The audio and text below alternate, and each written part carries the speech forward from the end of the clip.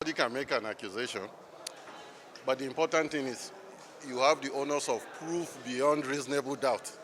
I can say you did this, you stole this, you did that, but you have to prove beyond reasonable doubt.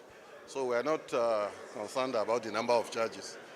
Let us get to the issue of proof. If you can prove beyond reasonable doubt. So we are not worried with the number of charges. What's the billing case?